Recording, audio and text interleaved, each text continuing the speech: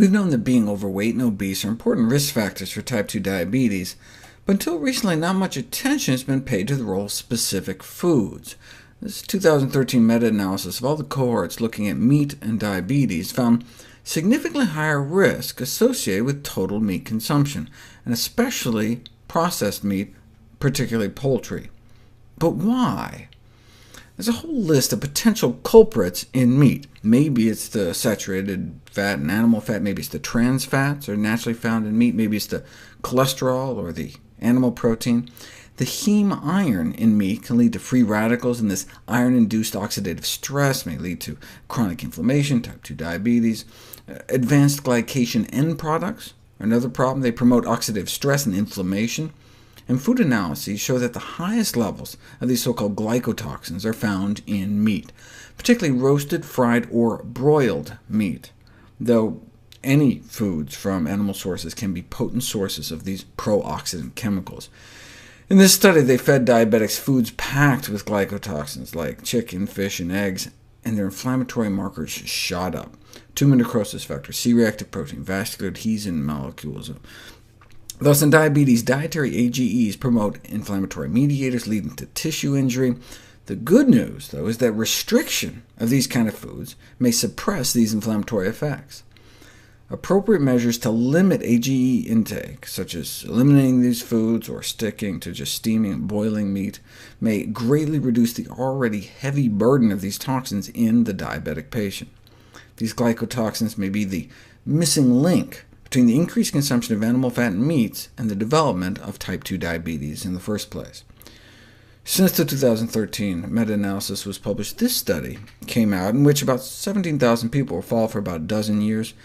They found an 8% increase in risk for every 50 grams of daily meat consumption. So that's just like a quarter of a chicken breast worth of meat for the entire day, may significantly increase risk of diabetes.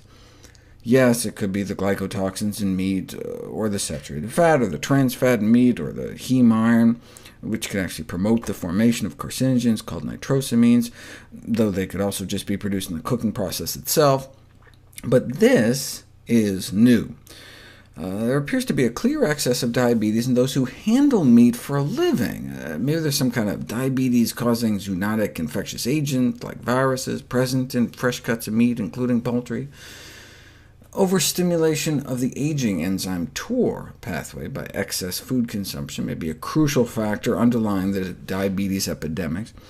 But not just any food, animal proteins may not only stimulate the cancer-promoting growth hormone IGF-1, but provide high amounts of leucine, which stimulates TOR activation and appears to burn out the insulin-producing beta cells in the pancreas and contribute to type 2 diabetes. So it's not just the high fat and added sugars. Critical attention has to be paid to the daily intake of animal proteins. In general, lower leucine levels are only really reached by the restriction of animal proteins.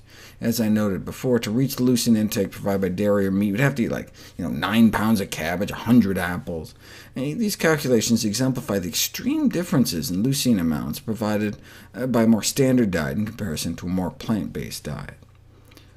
I previously reviewed the role endocrine-disrupting industrial pollutants in the food supply may play in a 3-part video series.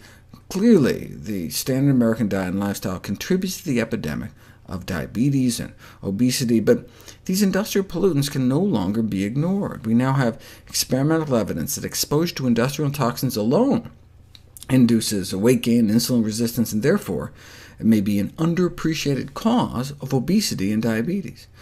Consider what's happening to our infants.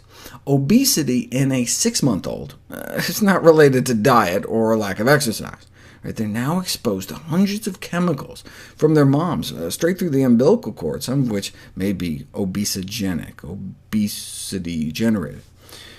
Given the millions of pounds of chemicals and heavy metals released every year into the environment, it should make us all stop and think about how we live and the choices we make every day in the food we eat. As this 2014 review of the evidence on pollutants and diabetes noted, yes, we can be exposed through some toxic spill, but most of human exposure nowadays is from the ingestion of contaminated food as a result of bioaccumulation up the food chain. And the main source, about 95% of persistent pollutant intake, is through dietary intake of animal fat.